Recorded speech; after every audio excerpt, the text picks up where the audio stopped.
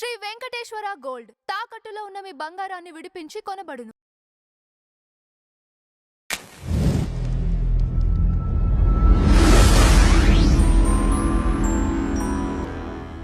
స్వధర్మ పరిత్యాగ పరధర్మానుష్ఠానం చ భవతి. అంటే విద్యార్థి ఏం చేస్తాడు? రాగద్వేషాలకు లోనుగానే చదువుకుంటాడు. విద్యార్థులను చదువు కోసమే పంపించాం మనం. ఇంజనీరింగ్ కాలేజీకి ఊరికే పంపామా? కానీ ఏం చేస్తాడో తెలుసా? వాడికి చదువు రాదు, ఎక్కదు, ఇష్టం లేదు. వెంటనే ఏం చేస్తాడో తెలుసా? తప్పించుకునే ప్రయత్నం చేస్తాడు. కాలేజీ విద్యార్థులే లవ్ అఫేర్లో పడుతున్నారండి. పెళ్ళైన వాడు ఎవడు వాడు పెళ్ళంతో లవ్ అఫేర్లో పడ్డేమిటండి? నాకు పెద్ద అనుమానం. ఈ పెళ్లి అయ్యాక పెళ్ళాన్ని ప్రేమించకూడదా? లవ్ అఫేర్లో పడకూడదా? ప్రతిరోజు I love you I love you I love you అని చెప్పడండి. అవసరమైతే పరాయి వాళ్ళకి చెప్తారండి, భార్యకి చెప్పండి. కాలేజీ కుర్రాడు ఎందుకు పడతారండి? ఒకటి వయస్సు, రెండోది ఏమిటో తెలుసా? బాగా చదువుకునే విద్యార్థులు సాధారణంగా పడరు. మీరు గమనించండి. ఎక్కువ శాతం మార్కులు బాగా వచ్చేవాడు, చదువు మీద దృష్టి ఉన్నవాడు ఈ పక్క వ్యవహారాలు పెట్టుకోడు. ఎప్పుడైతే చదువు మీద ఆసక్తి తగ్గిపోయిందో, అది అర్థం కావట్లేదో, బలవంతంగా వాడిని తీసుకొచ్చి మెడిసిన్లోనో ఇంజనీరింగ్లోనో పారేస్తున్నారు కదా. ఇప్పుడు అదే కదా, మీ పెద్దమ్మ డాక్టరు, మన పెద్దనాన్న డాక్టరు, మన బాబాయ్ డాక్టరు, మన మేనమావ డాక్టరు, కాబట్టి నువ్వు కూడా డాక్టరు. నాకు అర్థం కాదు, ఇంతమంది డాక్టర్లు ఉన్నప్పుడు ఈ అమ్మాయి పేషెంట్ అవ్వకూడదా? సుఖంగా వైద్యం చేస్తారు వాళ్ళందరూ. అబ్బాయి నువ్వు డాక్టర్ అవ్వాలి, నువ్వు డాక్టర్ అవ్వాలి. ఆ అమ్మాయికి డాక్టర్ అవ్వాలని లేదమ్మా. పెందరాన్ని పెళ్లి చేసుకుని ఇద్దరు పిల్లల్ని కనాలంది. దానికి ఏం నష్టమా? కొంపలు అంటుకుంటాయా? ఎంత డాక్టర్ అయినా పిల్లల్ని కనాలి కదా, తప్పదు కదా. అబ్బాయి ఏదో పెద్ద లక్ష్యాలు పెట్టేస్తున్నాం వాళ్ళ మీద. 8వ తరగతి 9వ తరగతి చదువుతుంటే నువ్వు అది అవ్వాలి ఇది అవ్వాలి అని వాళ్ళ మీద లక్ష్యాలు పెడతాం. అవే పిల్లల జీవితాన్ని నాశనం చేస్తున్నాయి. వాళ్ళు పక్కదారి పడ్డానికి ఇది ప్రధాన కారణం. తల్లిదండ్రులు బాధ్యత వహింతులుగాక నమస్కారం పెట్టి కోరుతూ ఉన్నా. వాళ్ళకి ఇష్టం లేని విద్యలో వాళ్ళని ప్రవేశపెట్టకండి. ఎంత కష్టమైనా సరే వాడికి ఇష్టమైనది ఏదో చేయమనండి. బలవంతంగా వాడిని చేర్పించండి. లేకపోతే భవిష్యత్తు లేదు. భవిష్యత్తు అన్నిటికీ ఉందండి. భవిష్యత్తు అన్నిటికీ ఉంది. నేను 20 ఏళ్ళు ఉద్యోగంలో ఉన్నప్పుడు 9 సంస్థలు మారాను. ప్రవచనాలకి ఇంత డిమాండ్ ఉంటుంది అంటే అప్పుడే ప్రవచనాలు చెప్పుకుంటూ కూర్చునేవాడిని.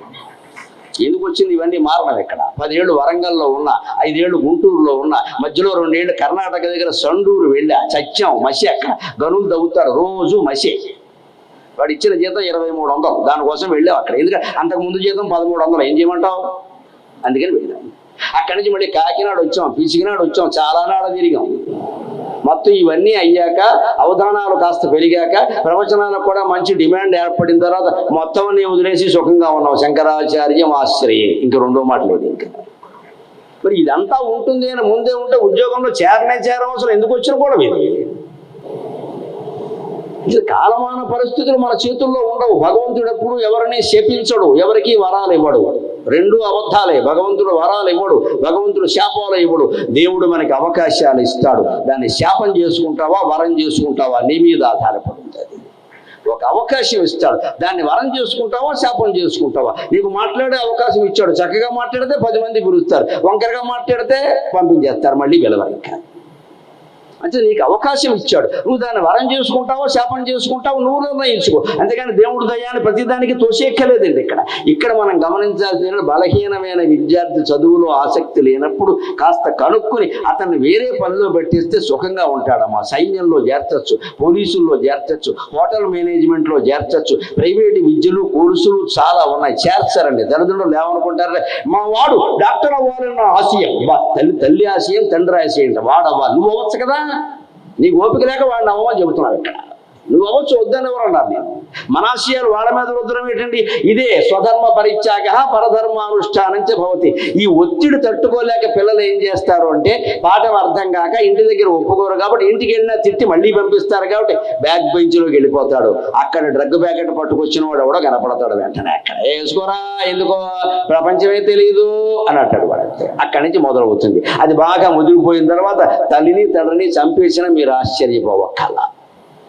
మొత్తం అనేక రకాల అక్రమ సంబంధాలు కానీ, మద్యం వ్యాపారాలు కానీ, డ్రగ్ వ్యాపారాలు కానీ ఎందుకు జరుగుతున్నాయి అంటే ఇంద్రియాల్లో మనస్సు ఇంద్రియార్థాల్లో ప్రవేశించినప్పుడు వాటిని నియమించడం చేతకాక.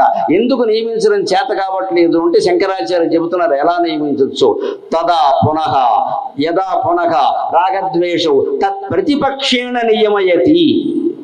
రాగద్వేషాలని వాటి శత్రువుల చేత అదుపులో పెట్టండి అన్నాడు. ఎప్పుడు యుద్ధం అంటే శత్రువులే కదా, శత్రువుని అదుపులో పెట్టాలంటే మనం యుద్ధం చేయాలండి. తొలగిపోతే ఎలా కుదురుతుందంటే తరుగుకుంటూ వస్తాడు. యుద్ధం రాకుండా ఉండాలి. వచ్చిందంటే మనం ఆయుధం పట్టాల్సిందే, రెండో మార్గం లేదు ఇక్కడ. నువ్వు పట్టకపోయినా సరే వాడు వస్తాడు. భగవద్గీత అంతా అదే కదా.